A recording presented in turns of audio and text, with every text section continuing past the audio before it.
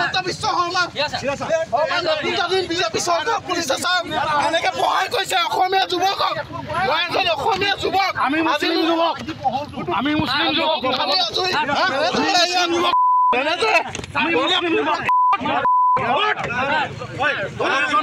আমি মুছলিম যুৱক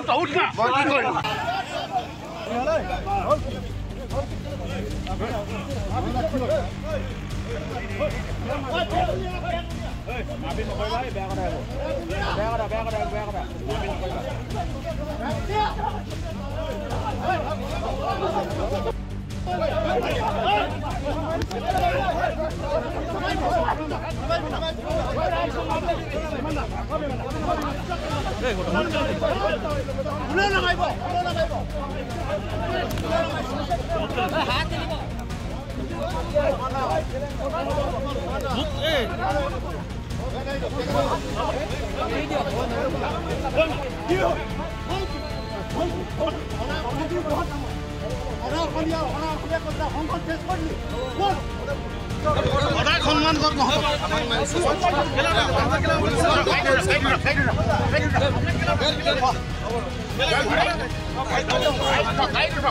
হিমন্ত বিশ্ব শৰ্মা বিজেপি চৰকাৰ পুলিচে চাওক এনেকে সহায় কৰিছে অসমীয়া যুৱকক অসমীয়া যুৱক আমি মুছলিম যুৱক আমি মুছলিম যুৱক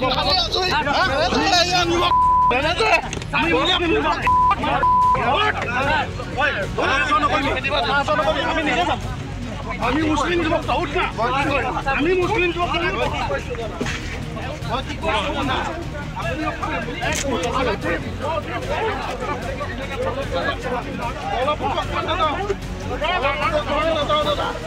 ইয়াত গোলাঘাটত যিহেতু আমি পূৰ্ব সময়তো আমি কৈ আহিছোঁ যে অসমীয়া ভাষাটো ইয়াত প্ৰচলন হ'ব লাগিব, অসমীয়া মাতৃভাষাটো ইয়াত লিখা থাকিব লাগিব আৰু ওপৰত জয় এখন লিখা থাকিব লাগিব।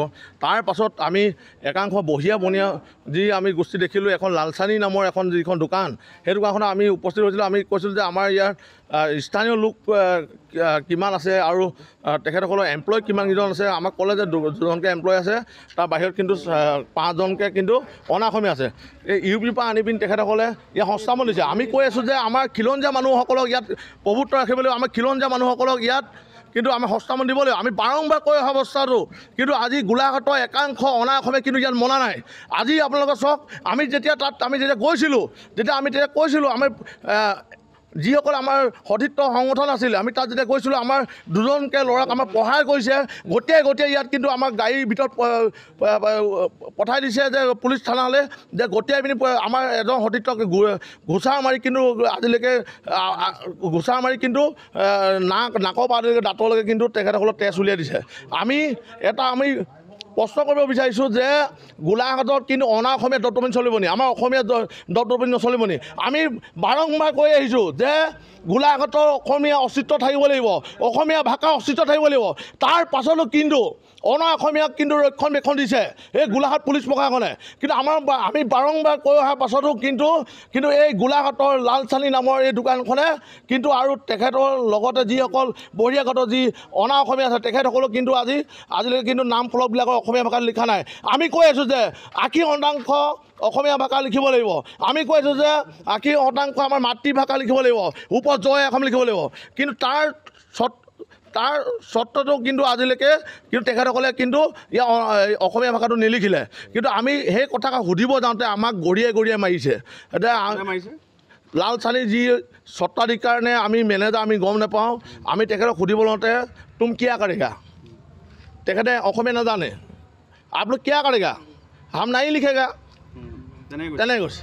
তাৰমানে কি বুজালে যে ইয়াত তাৰমানে অসমীয়া অস্তিত্ব নাই, গোলাঘাটৰ অসমীয়া অস্তিত্ব নাই। সেইটো কাৰণে আমাক আমি যি সংগঠনবিলাক আমি বাৰম্বাৰ আমি দাবী জনাই অহাৰ পাছতো আমাক কিন্তু অনা অসমীয়া আজি সহায় কৰিবলৈ আমাক সহায় কৰিছে।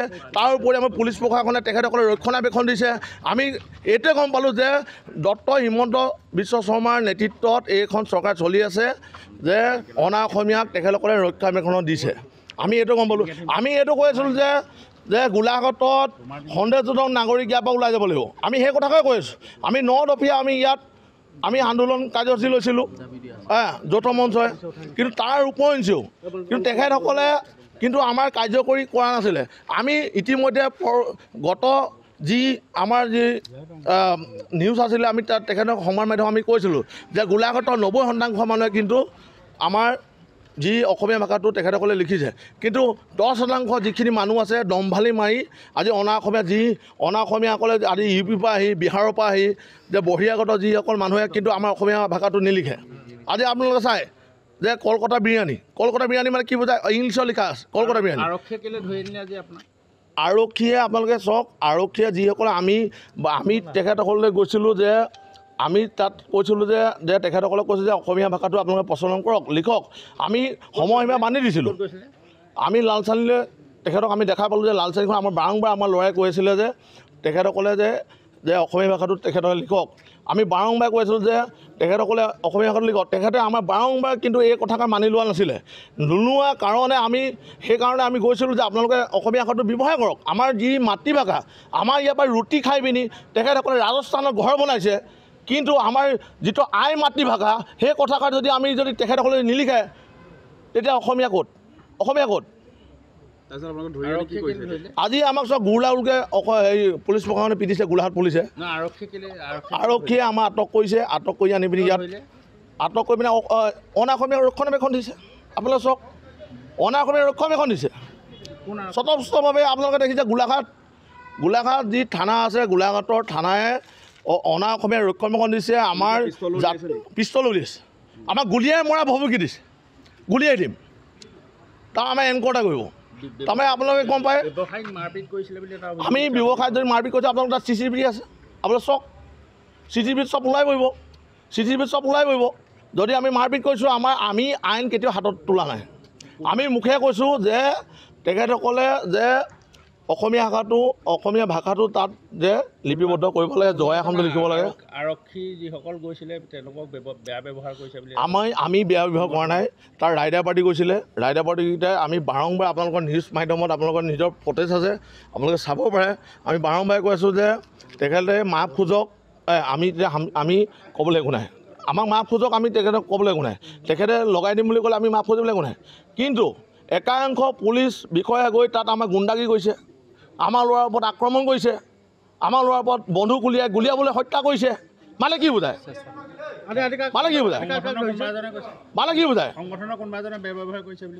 আমি নাজানো, কিন্তু আমাৰ প্ৰতিটো সংগঠন আছে ইয়াত, প্ৰতিটো সংগঠন উপস্থিত আছে, যৌথ মঞ্চ উপস্থিত আছে, গোলাঘাটৰ 21টা জনগোষ্ঠীয় সংগঠন ইয়াত উপস্থিত আছে।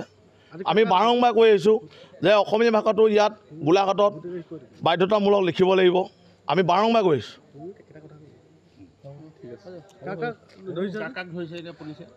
ছাত্ৰ মুক্তি সংগ্ৰাম সমিতিৰ যিগৰাকী কাৰ্যকৰী সভাপতি অৰিন্দম তামুলী আৰু আৰক্ষীক বেয়া ব্যৱহাৰ কৰিছে বুলি অভিযোগ। আৰক্ষী বেয়া ব্যৱহাৰ কৰিছে।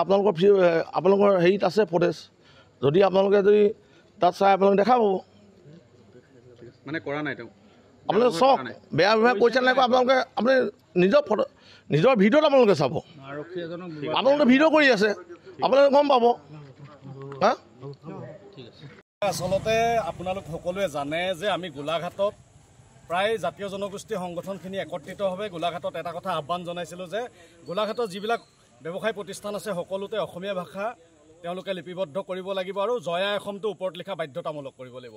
আৰু তাক লৈ আমাৰ দুগৰাকী সংগ্ৰামী সতীৰ্থই আজিৰ তাৰিখত এখন অনা অসমীয়াৰ দোকানত গৈ তেওঁলোকে যাওঁতে তেওঁলোকৰ ওপৰত অন্যান্য বিভিন্ন ধৰণৰ তেওঁলোকৰ ওপৰত মানে কিবাকিবি অযথা কিছুমান বাৰ্ডেন দি পেলাই তেওঁলোকক আজিৰ তাৰিখত এটা পৰিৱেশ সৃষ্টি কৰিলে অনা অসমীয়া ব্যক্তিকেইজনে। আচলতে এইটো দুৰ্ভাগ্যজনক বিষয় আৰু আমাক যথেষ্টখিনি প্ৰশাসনে সহায় কৰিছে আৰু এই প্ৰশাসনক আমি ধন্যবাদ জনাইছোঁ। আৰু আমি ব্যৱসায়জনক এটা কথা স্পষ্টভাৱে জনাইছোঁ যে গোলাঘাটত যদি ব্যৱসায় কৰিবলগীয়া হয়, অনাগত দিনত কিন্তু অসমীয়া ভাষাত আপোনালোকে প্ৰাধান্য দিব লাগিব আৰু অনা অসমীয়াৰ যিটো দাদাগিৰি এইটো কোনো কাৰণতে চলিব নোৱাৰিব। আৰু গোলাঘাটত অসমীয়া প্ৰভুত্ব চিৰদিন চিৰকাল অনন্তকালৰ কাৰণে অসমীয়া আৰু খিলঞ্জীয়া মানুহৰ প্ৰভুত্ব থাকিব লাগিব। এই কথা কিন্তু আমি আজিৰ তাৰিখত তেওঁলোকক আমি আচলতে সকীয়াই দিছোঁ। কোন জেগাত হৈছিলে ঘটনাটো, কোনে কোনে গৈছিলে? আচলতে গোলাঘাটৰ লাচানী বুলি এখন দোকানত আমাৰ দুজন সতীৰ্থই গৈ পেলাই তেওঁলোকৰ এই দোকানখনত যি নাম ফলক তেওঁ অসমীয়াত লিখিব কোৱাৰ অৱস্থাত কিছুমান অপ্ৰীতিকৰ পৰিস্থিতিৰ সৃষ্টি হ'ল। ইতিমধ্যে ভুল বুজাবুজিবশত আৰু তাত থকা কিছুমান ব্যক্তিয়ে একাংশ ব্যক্তিয়ে এটা অৰাজকতা পৰিৱেশ সৃষ্টি কৰিলে।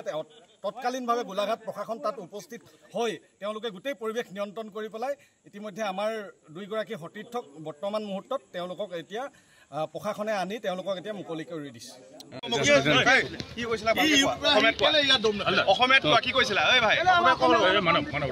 অসমীয়া নাজানে ক'বলৈ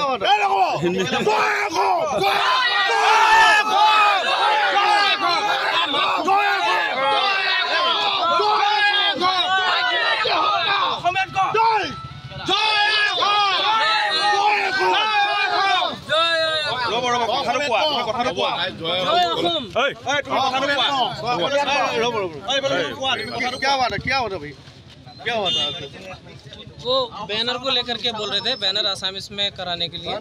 बोला ठीक है कल हो जाएगा। हाँ, उसी के लिए करके मतलब उसके बाद क्या हुआ? उसके बाद कुछ नहीं हुआ। क्या होगा? तुम्हारा दुकान में हम गया था, तुम्हारा दुकान में हम गया था, तुम ऐसा हमको बोला है बात। हम ये नहीं बोला। हमारे यहाँ परसों 4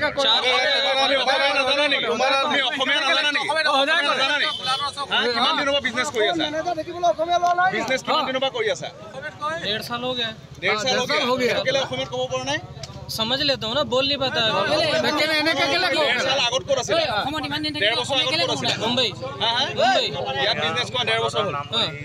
মানুহখিনি অসমীয়া মানুহ কিমান আছে তোমাৰ দোকানত? দুটা টোটেল ষ্টাফ কিমান? 5টা।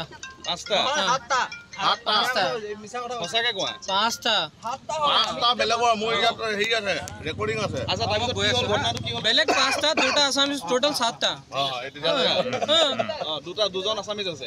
কি নাম দোকানৰ কি নাম? এতিয়া তোমাৰ দোকানখন এতিয়া যে চলি আছে চবে অসমীয়াত লিখিবলৈ কৈছে, তুমি কিয় অসমীয়াত কৰা নাছিলা? नहीं क्या समझ में नहीं है? आसामीज में इतना दिन में क्यों नहीं लिखा? इसको वो छोटा सा लिखा था, हमको नहीं मालूम था। अभी भैया ये दादा लोग बताए, हम बोला ठीक है हम कल कर देगा। ये तो 1 महीना पहले बोला था क्या? हमको नहीं बोला था, हमको नहीं बोला था। हमको कौन बोला? नहीं हमको नहीं बोला था। हमको दुकान का नाम क्या है भाई? আইডি ক'ব লাগিব নি? নিউজ দেখা নাই? অসমত কি চলি আছে গম নাপাওঁ? তামোল পাণ দি ক'ব লাগিব নি? অসমীয়া লিখিবলৈ? हमको नहीं मालूम था। हमको मालूम होता हम कर देता। हमको मालूम होता हम कर देता। তই নাজানো? हम बिजनेस करते हैं ना, बिजनेस करना है। তই বিজনেছ কৰিব আহিছ, বাকীখিনি নাজানো? 3 বছৰ 3টা অসমীয়া নিশিকিলে নেকি? অসমীয়াত কয় এই জীৱনৰ অসমীয়াটো শিকিব নিবিচাৰ? হ'ব